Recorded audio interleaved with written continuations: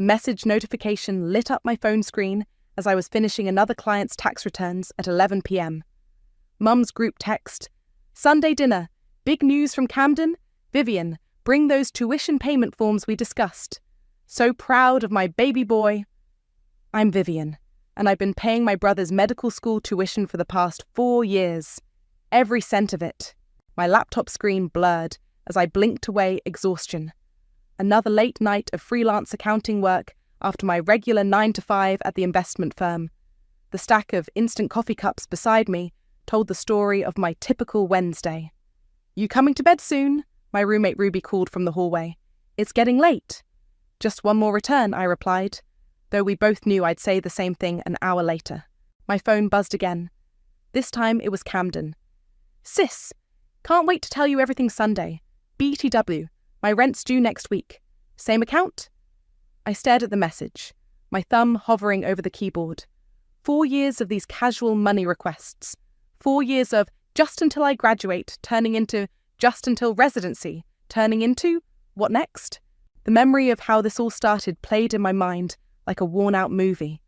Mum and Dad sitting me down right after Camden got his acceptance letter, their faces painted with that particular blend of pride and worry.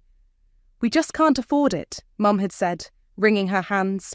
"But he's so brilliant, Vivian. He could be such an amazing doctor." Dad had cleared his throat awkwardly.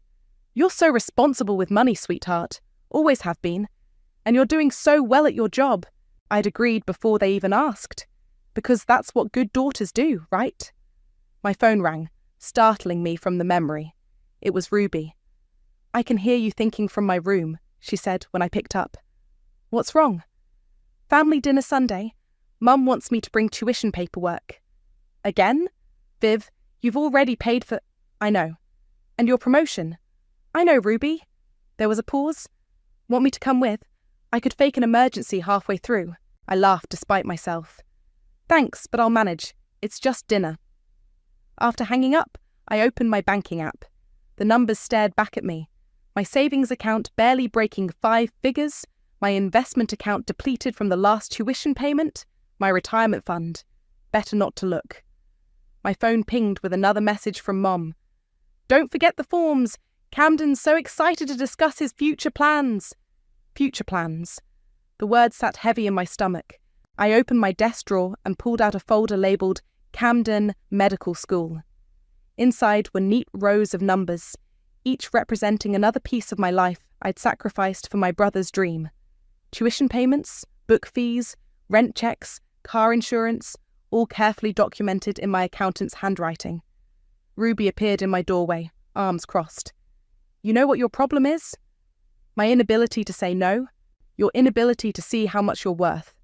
She walked over and closed my laptop. "Bed. Now. Whatever Sunday brings, you'll need sleep to face it." I nodded, but as I got ready for bed, Mum's text kept flashing through my mind. "Bring those forms." Like I was just the family banker, the ATM with a pulse. The next morning at work, my supervisor Fiona stopped by my desk. "Vivian, that analysis you did for the Morgan account? Brilliant work. Have you given any thought to that senior position we discussed?" I felt a familiar pang of regret. "I'm still considering it." "It would mean relocating to the Boston office," she continued, "but the salary increase would be substantial." My heart raced at the possibility. Then my phone buzzed. Another text from Camden about Sunday dinner. "I'll let you know soon," I told Fiona, but we both knew what my answer would be. It had been the same answer for 4 years. Not now, not yet, maybe next time. As I watched Fiona walk away, something shifted inside me.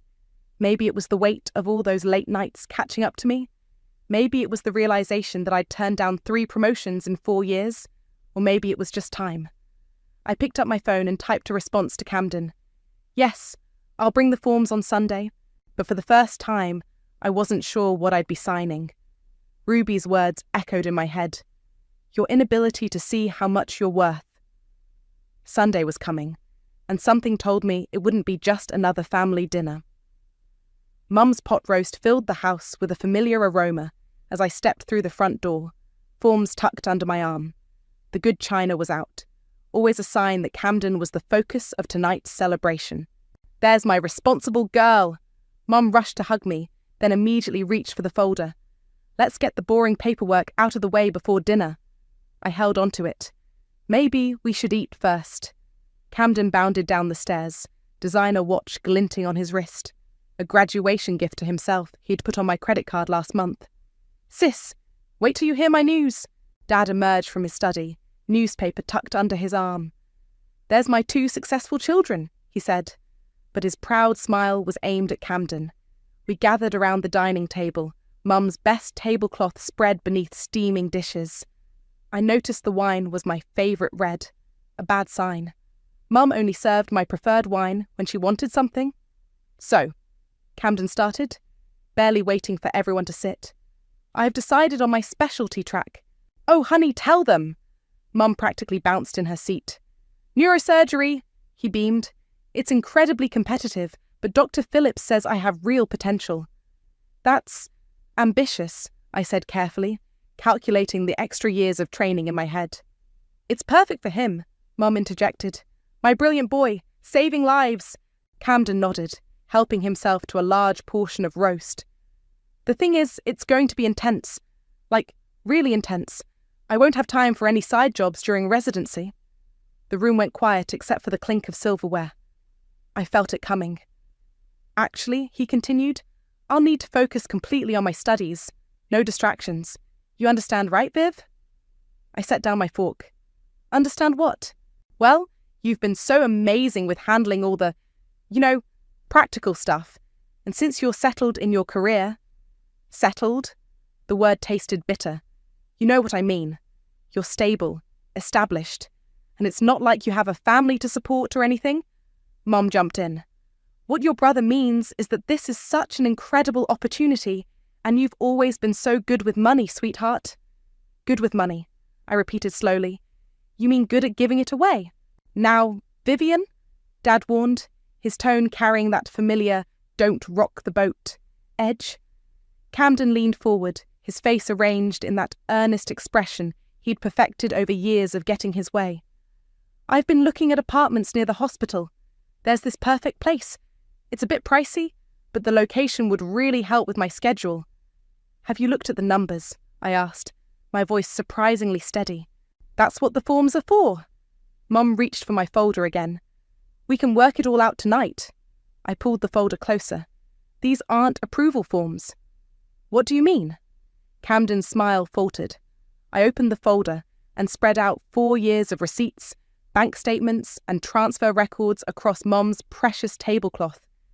This is everything I've paid for. Every dollar, every cent. Vivian, please. Dad started. But I cut him off. $432,000, I said. That's not including the car, the rent, or the credit cards. The silence was deafening. But that's what family does, Camden said weakly. We support each other. Support? I laughed, and the sound surprised even me. When's the last time any of you asked about my life? My dreams? Did you know I was offered a promotion last week? That's wonderful, dear, Mum said quickly. But right now, we need to focus on Camden, like always. I stood up, gathering the papers. I'm done. Done? Camden's voice cracked. What do you mean, done? I mean done. Finished. No more payments, no more support, no more putting my life on hold. You can't do this. Mum's voice rose. He's your brother. Yes, he is. And he's also an adult who can figure out his own finances. I walked to the door, then turned back. Oh, and Camden, hope you enjoyed the Last Supper. Vivian, Mum called after me. Don't you dare walk out. What will people think? I paused at the door. They'll think exactly what I should have realised years ago, that I'm not an ATM, I'm a person. The drive home was a blur. My phone exploded with messages. Mom, Dad, Camden, all demanding I come back, all insisting I was being selfish. When I walked into my apartment, Ruby took one look at my face and grabbed 2 wine glasses. That bad, huh? Actually, I said, a strange lightness in my chest. I think it was exactly what needed to happen. My phone buzzed again. Fiona this time. Still interested in that Boston position? For the first time in years, I smiled as I typed my response. Yes, Absolutely yes. The next morning, I walked into the bursar's office at Camden's medical school, my hands steady as I signed the paperwork. You want to terminate all future payments? The clerk looked up from her computer. Are you sure about this, Miss Wade? Completely. I slid the form across the desk. And I'd like a note added to the account stating I'm no longer responsible for any charges. The student will need to make alternative arrangements immediately, she warned. That's not my concern anymore. My phone had 37 missed calls by the time I reached my office. I switched it to silent and focused on my work, but Ruby's message caught my eye. Lunch? You look like you need to talk. We met at our usual cafe, where Ruby ordered us both extra-large coffees. Spill, she demanded. I did it. I cut him off completely. Finally, Ruby practically shouted, drawing looks from nearby tables. Sorry, but seriously, it's about time. What triggered it? Remember my 29th birthday? The one where your mum turned your party into a fundraiser for Camden's medical books? I nodded. Or last Christmas, when I couldn't go on that ski trip with you because Camden needed new winter tires? Or the time... Okay, I get it, Ruby interrupted. But why now? Because I'm tired of being the family ATM. Did you know Camden spent $300 on a watch last month? On my credit card. Meanwhile, I'm eating ramen to make rent. Ruby's phone buzzed. She glanced at it and frowned. Viv, you might want to check social media. I pulled up Instagram to find Camden's latest post. Sometimes the people who should support you the most are the ones who hurt you deepest. Toxic family. Data boundaries. Chaka healing. He's playing victim, I laughed incredulously. Classic. Your mum's commenting on it too, Ruby pointed out. Praying for you, my sweet boy. Some people just don't understand family loyalty. My coffee suddenly tasted bitter. $20 says she wrote that from her house that I helped refinance last year. Back at work, Fiona called me into her office. About Boston, she started. I want it, I said firmly, if the offer still stands. It does, but it means moving in 3 weeks. Are you sure your family obligations won't be an issue? No obligations anymore. I straightened in my chair. I'm free to focus on my career. My phone lit up with a call from an unknown number. When I answered, a professional voice spoke. This is Dean Mackenzie from the medical school. Do you have a moment to discuss Camden Wade's account? I've already spoken with the bursar's office, I replied. Yes, about that. She paused. Your brother's enrollment status is now in jeopardy. He's claiming there must be some mistake. There's no mistake. I'm no longer funding his education. I see. Another pause. You should know he's been quite vocal about this situation around campus. Let me guess. He's telling everyone his cruel sister abandoned him? Something like that. The dean's tone softened. Though his version doesn't quite match our financial records. After hanging up, I opened my laptop and created a new folder. Evidence. Into it went screenshots of every transaction, every manipulative text, every guilt-tripping email from the past 4 years. Ruby appeared at my desk. Your mum's calling me now. What did she say? That I should talk some sense into you, that Camden's future is at stake. Ruby rolled her eyes. I told her I fully support your decision and hung up. My email pinged, a message from Dad. Princess, please reconsider. Your mother's beside herself. Camden's devastated. This isn't like you. That's the problem, I muttered. Everyone thinks they know exactly what I'm like. Ruby perched on my desk. Remember when you wanted to start your own consulting firm? 3 years ago, I nodded, right before Camden's first tuition payment was due. You could do it now, she pointed out. With the Boston salary. My phone buzzed again. A text from Camden. The dean called me in. They're threatening to suspend my enrollment. Is this what you wanted? To ruin my life? I showed Ruby the message. Watch how fast this becomes my fault. Let them spin it however they want, she said. You know the truth. I looked at the Boston offer letter on my screen, then at the growing folder of evidence on my desktop.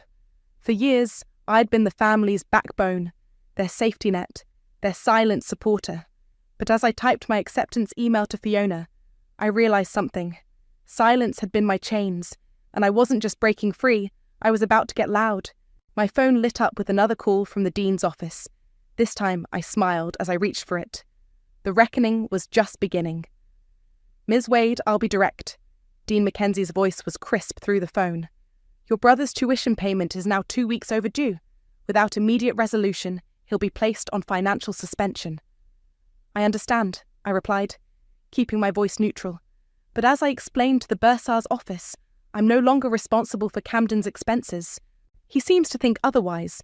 He's been quite insistent that this is a temporary misunderstanding." I could imagine Camden's practice charm, his rehearsed smile.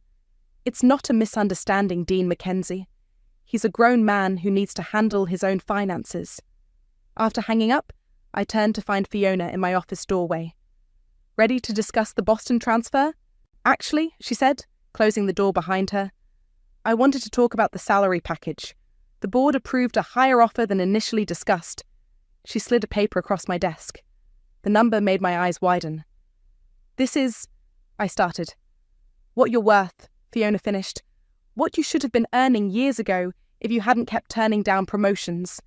My phone buzzed. Camden calling for the 12th time today. I declined it. "When can you start?" Fiona asked. Before I could answer, my phone lit up again. Mom this time, then immediately after, Dad, then Camden again. "Family emergency?" Fiona raised an eyebrow. "No," I said firmly, silencing my phone. "Just people learning that actions have consequences." Back at my desk, I opened my email to find a message from Camden. "Sis, this isn't funny anymore. The dean says they're going to suspend me. Mum and Dad can't help. You know that. I have exams next week. Please don't ruin everything I've worked for." Everything he worked for. The word stung. Ruby appeared with coffee. "Your brother's gone nuclear on social media. Check his latest post." I pulled up Instagram to find a long, emotional post about family betrayal and navigating toxic relationships while pursuing your dreams. The comment section was filled with sympathetic responses. "He's always been good at playing victim," I muttered. "Speaking of playing," Ruby said, "did you see what your mum posted?" My mother's Facebook status read, "Heartbroken watching my son struggle because of others' selfishness. Please keep Camden in your prayers." My phone buzzed with a text from Dad. "Your mother's taking anxiety medication because of this. Is that what you wanted?" I showed Ruby the message. Funny how they never needed medication when I was working myself sick to pay their golden child's tuition. "You know what this needs?" Ruby pulled out her laptop. "Documentation." We spent the next hour organising my evidence folder, screenshots of Camden's luxury purchases using my credit card, records of my depleted savings, emails where my parents dismissed my career opportunities in favour of Camden's needs. "This is intense," Ruby said, scrolling through years of financial abuse. "Have you shown this to anyone?" "Not yet." I hesitated. "But maybe." My office phone rang. The dean again. "Ms. Wade, I apologise for calling again, but there's been a development. Your brother has submitted some concerning documentation regarding his financial independent status." My heart skipped. What kind of documentation? Forms suggesting he has independent means to fund his education. Given your recent statements, I'm concerned about their authenticity. I sat up straighter. "Dean Mackenzie, I'd be happy to provide you with detailed records of exactly who has been funding Camden's education for the past 4 years. After hanging up, I turned to Ruby. "He's trying to forge financial documents." "That's fraud," she said, eyes wide. "Yes," I replied, opening my evidence folder. "Yes, it is." My phone lit up with another call, this time from an international number. Ruby grabbed it before I could. "Hold up," she said, Googling the area code. "This is from London. Isn't that where Camden was hoping to do his residency?" A new email popped up from the dean. "Ms. Wade, given recent developments, would you be willing to provide a formal statement regarding your brother's financial history with the school?" I looked at the international number still flashing on my phone, then at the years of evidence on my screen, then at the Boston offer letter sitting on my desk. "You know," I said to Ruby, "I think it's time everyone learned exactly who's been behind Camden's success story." "You're going to do it?" Ruby asked. "Go nuclear?" "No," I replied. starting to type my response to the dean. I'm just going to tell the truth. Every single detail of it. My phone buzzed one final time. A text from Camden. Please, Viv, I need you. For the first time in years. Those words didn't move me. Instead, I opened my email and began. Dear Dean Mackenzie, I appreciate your concern regarding this situation. Please allow me to provide a complete financial history. The truth, as they say, was about to set me free. The pounding on my apartment door started at 7 a.m. on Saturday. I knew it was coming. Mum's texts had grown increasingly frantic after the dean's office contacted Camden about discrepancies in his financial documentation. Vivienne, Mum's voice carried through the door. Open this door right now. Ruby emerged from her room, still in pajamas. Want me to call security? Before I could answer, I heard Dad's voice. Princess, please, we need to talk about this as a family. I opened the door to find my entire family in the hallway. Mum's mascara was smeared. Dad looked exhausted. And Camden, my perfect little brother, was pale with rage. What did you tell the dean? He demanded, pushing past me into the apartment. The truth. I closed the door behind them. Every single detail of it. You had no right. Mum's voice shook. Do you know what you've done? Actually, Ruby interrupted, laptop in hand. She had every right. Want to see the spreadsheet of exactly what Vivian's done for this family? Stay out of this, Mum snapped. No, let's show them. I nodded to Ruby, who turned the screen around. 432,000 in tuition, she began reading. 68,000 in rent, 42,000 in car payments and insurance, 12,000 in credit card debt. Stop, Camden shouted. Those were gifts. You offered to help. Gifts, I laughed. Let's talk about gifts, Camden, like the Rolex you bought yourself using my credit card, or the luxury apartment you insisted you needed for studying. You're just jealous, Mum cut in. Jealous that your brother is doing something meaningful with his life while you just push papers around. The words hit like a slap, but I stayed calm. You mean my job? The one that paid for everything on this spreadsheet? The dean is threatening to suspend me. Camden's voice cracked. The residency program in London already pulled my application. They're saying something about fraudulent financial documents? Funny how that works, I said. Actions having consequences. You vindictive bitch, he spat. Dad finally spoke up. Language, Camden. Vivian, surely we can fix this. What do you want? What do I want? I walked to my desk and pulled out a folder. I want you all to see these. I spread out papers across my coffee table. Rejected promotion letters, cancelled vacation plans, credit card statements showing Camden's extravagant spending. This one's my favourite. I pointed to a credit card bill. The day after I cancelled my therapy sessions because I couldn't afford them, Camden spent $600 at a designer store. You're destroying his future, Mum wailed. No, Ruby interjected. She's making him face reality. Reality? Camden laughed bitterly. The reality is she's trying to ruin my life because she's bitter about her own choices. My choices? I felt something snap inside. Like the choice to skip my best friend's wedding because you needed emergency textbook money, or the choice to live with a roommate at 33 because all my savings went to your tuition. We're your family, Mum pleaded. Family doesn't treat each other like ATMs, Ruby said. Nobody asked you. Mum turned on her. Actually, I said quietly, I'm asking her. To witness this moment when I tell you all, I'm moving to Boston. I've accepted a promotion, a real one, with a 6-figure salary and benefits. The silence was deafening. You can't, Camden whispered. Watch me. I handed him a stack of papers. Here's every transaction I've ever made for you, every dollar you owe me, every opportunity I gave up. We'll never be able to pay this back, Dad said, looking at the numbers. I know. I met his eyes. That's not why I'm showing you. I'm showing you so you understand exactly what you're losing. Your soul? Mum's voice dripped venom. Your family? No, I replied. Your safety net. Camden's phone buzzed. The dean's office. His face went white as he read the message. They're suspending my enrollment pending a financial investigation. Actions, I repeated softly, have consequences. Please. He looked up, tears in his eyes. I'll do anything. Just tell them it was a mistake. It wasn't a mistake, Camden. It was exploitation. And it's over. Mum grabbed her purse, hands shaking. Come on, Camden. We'll figure this out ourselves. Good luck with that, Ruby muttered. As they filed out, Dad lingered at the door. Vivienne, don't, I cut him off. Just don't. After they left, Ruby hugged me tight. You okay? My phone pinged. An email from the dean requesting a formal meeting about Camden's financial disclosures. You know what? I said, starting to type my response. For the first time in years, I really am.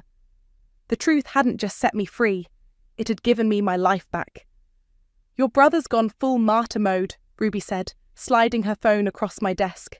Check his latest Instagram post. I glanced at the screen, a black and white photo of Camden in his white coat, stethoscope artfully arranged around his neck. The caption read, When those closest to you try to destroy your dreams, remember, success is the best revenge. Nudged med school struggle. Challenge resilient, jar rising above. The comments are even better, Ruby pointed out. Dozens of sympathetic responses flooded the post. Former classmates, family friends, even some of my relatives, all offering support and condemning the unnamed toxic family member trying to ruin his future. My phone rang. Dean Mackenzie again. Ms. Wade, I've reviewed the documentation you provided, she began. I must say, it's comprehensive. I'm an accountant, I replied. We keep receipts. Indeed.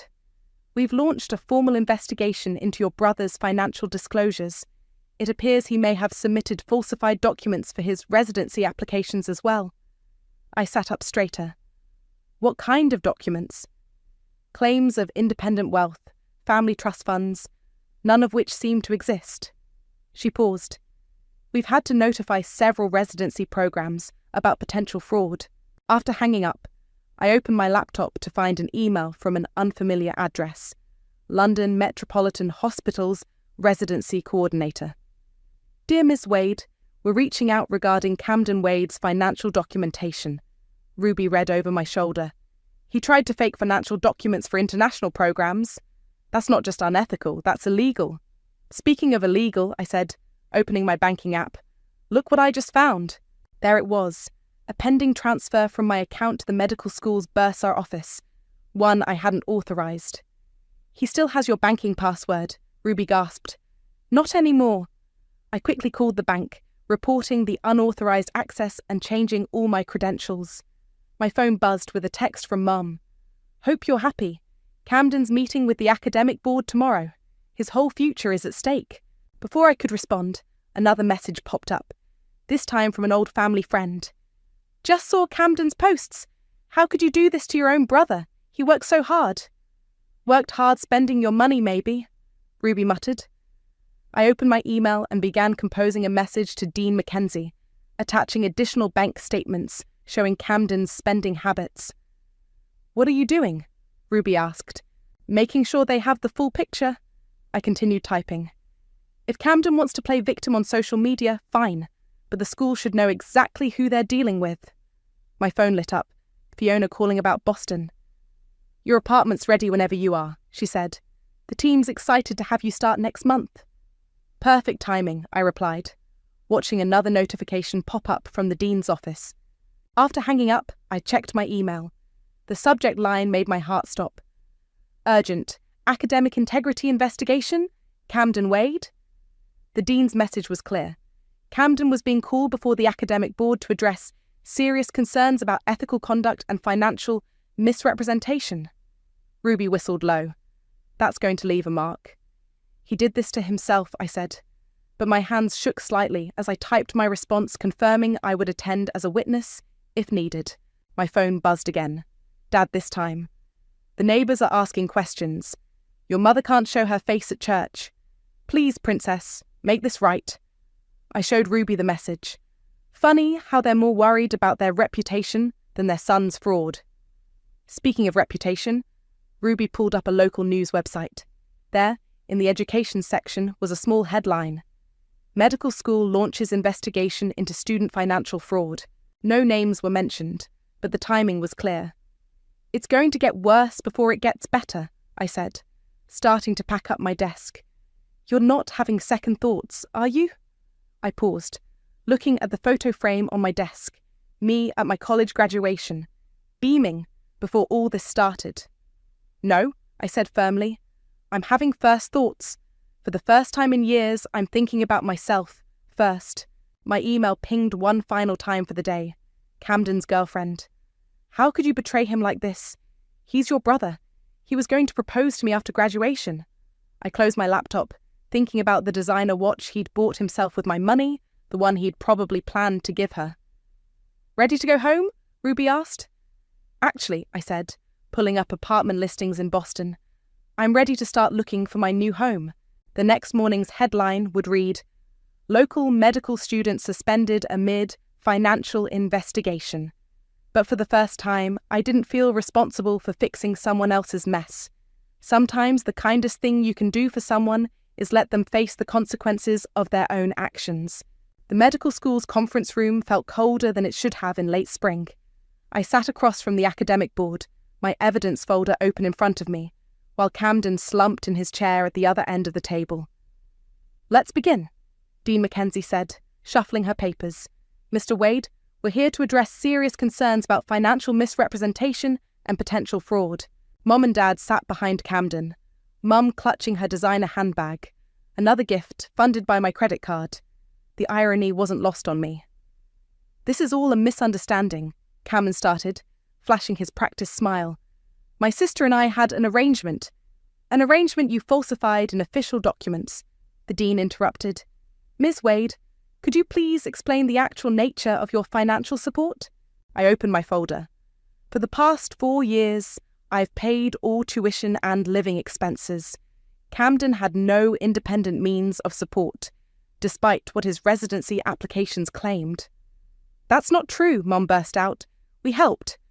Mrs. Wade, Dean Mackenzie warned, please refrain from interrupting. I pulled out the bank statements. Every payment came from my accounts.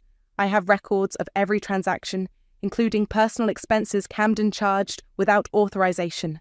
The board members passed the documents around, their expressions growing grimmer with each page. Mr. Wade, one of them spoke up, you claim to have access to a family trust fund in your London residency application. Camden's face went pale. I was going to set one up.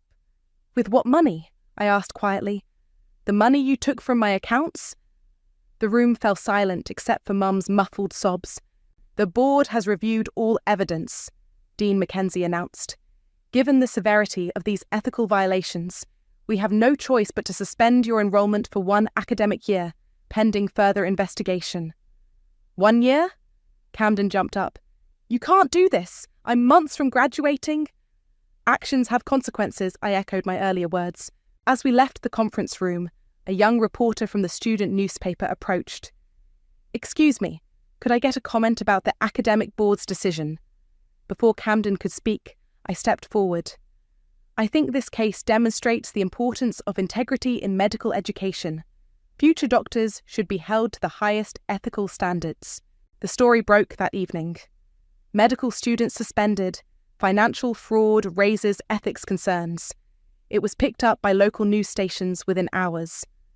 Back at my apartment, Ruby was packing boxes for my Boston move when my phone exploded with notifications.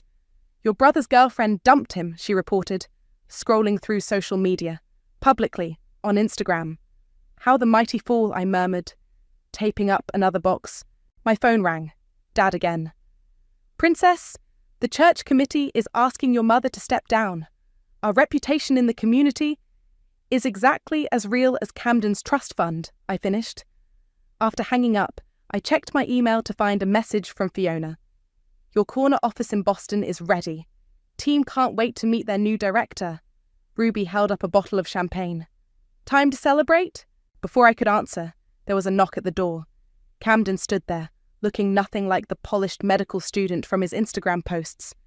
Can we talk? He asked, his voice rough. I think we're done talking. Please, Viv, I messed up. I know that now. Now, I laughed. Not when you were forging documents. Not when you were stealing from my accounts. Not when you were playing victim on social media. I can change, he pleaded. Yes, you can, but not with my money. I started to close the door. Wait. He thrust an envelope at me. I wrote everything down, how sorry I am, what you mean to me. Please, just read it. I took the envelope but didn't open it. Goodbye, Camden. After he left, Ruby picked up another box. You okay? Better than okay. I looked around my half-packed apartment. I'm free. My phone pinged with a final email from Dean Mackenzie. Ms. Wade, thank you for your courage in coming forward. Your testimony will help establish stronger ethical guidelines for our program. I placed Camden's unopened letter in a box, labelled Passed, and sealed it shut. The next morning's headline read, Local Family's Social Standing Shaken by Medical School Scandal. Mum's church friends were already gossiping. Dad's golf buddies were suddenly too busy to play. But as I loaded the last box into my car, ready for my drive to Boston, I felt only lightness. The weight of family obligation had been replaced by something better. Self-respect. Ruby hugged me goodbye. Show them what you can do when you're not carrying everyone else. I smiled, starting the engine. I plan to. The rearview mirror showed my old life growing smaller. Ahead lay Boston, a corner office, and a future that was finally, completely my own. The Boston skyline glittered through my office window as I reviewed the latest quarterly reports. A knock on my door interrupted my concentration. Ms. Wade? My assistant poked her head in. There's someone here to see you. Says she's from your old hometown. I looked up to find a young woman, barely 20, clutching a folder similar to the one I'd carried into the bursar's office that day. I'm Sarah, she said nervously. I read about your story in the Medical Ethics Journal, about standing up to your brother and the financial fraud. I gestured for her to sit. What can I help you with? My sister's doing the same thing to me, she burst out. Making me pay for her law school, her apartment, everything. Our parents say it's my duty because I have a good job, but I'm drowning in debt. I opened my desk drawer and pulled out a familiar folder. My evidence file, now used as a template for others in similar situations. First, I said, we document everything. As I helped Sarah organise her financial records, my phone lit up with a text from Ruby. Your brother's latest update. Thought you should see it. Camden's post showed him in scrubs at a small rural clinic. Starting over isn't easy, but sometimes hitting rock bottom teaches you who you really are. Grateful for this second chance as a medical assistant. Humility, tested growth. Looks like someone finally learned about honest work, I murmured. Director Wade? My assistant appeared again. Your investment team is ready for the presentation. I walked into the conference room where my team waited to present their analysis. As I listened to their confident voices, I remembered my own voice shaking in that medical school conference room. My phone buzzed, Mum's first message in months. The church committee asked about you. I didn't know what to say. I replied simply, try telling them the truth. After the meeting, I had lunch with my new mentor, a senior VP who'd taken me under her wing. The board's impressed with your division's performance, she said. They're talking about expanding your team. I'm thinking of starting a foundation, I told her, for siblings trapped in financial abuse situations, like Sarah this morning. Using your story to help others? She smiled. That's turning pain into purpose. Back in my office, I found an email from Dean Mackenzie. Thought you'd want to know. We've implemented new financial verification procedures. We're calling it the Wade Protocol. Your stand, change things. My assistant brought in the afternoon mail, including a thick envelope from my father. Inside was a check, partial repayment for Camden's expenses, along with a letter. Princess, I failed you. Chose peace over justice. Let your mother's enabling blind me. The money's not much, but it's a start. I'm in counselling now, learning to be better, proud of who you've become. Love, Dad. The check wasn't large, but the acknowledgement was priceless. My phone rang, Ruby FaceTiming from my old apartment. Guess who I ran into, she said. Your brother's ex-girlfriend. She's warning other women about entitled med students now. Called it her public service. I laughed, then noticed another email notification. A message from Camden's clinic supervisor requesting a reference. He's applying for a physician assistant program, the email read. Says he needs to earn his way this time. Would you be willing to share your perspective on his character development? I thought about it, then began typing. While I cannot speak to his past behaviour, I believe in the power of consequences to shape character. My assistant knocked again. Sarah's back, says she's ready to stand up to her family. I looked at the young woman in my doorway, saw myself from a year ago, scared but determined. Come in, I said, clearing space on my desk. Let's talk strategy. As we worked, I glanced at the plaque on my wall, Director of Investment Strategy, and smiled at how far I'd come since those late nights doing extra accounting work to pay Camden's bills. My phone lit up with a final message for the day. From Ruby. Miss you, but proud of you. You're changing lives up there. I looked at Sarah, already stronger just from having someone validate her struggles, at my team's reports showing record growth, at Dad's letter of accountability, at Camden's slow journey toward redemption. Ready to take your life back? I asked Sarah. She straightened her shoulders, nodding. Then let's begin, I said, opening my laptop. Because the best revenge isn't just living well, it's helping others break free too. My revenge wasn't cruel, it was overdue. And its ripples were still changing lives, one story at a time.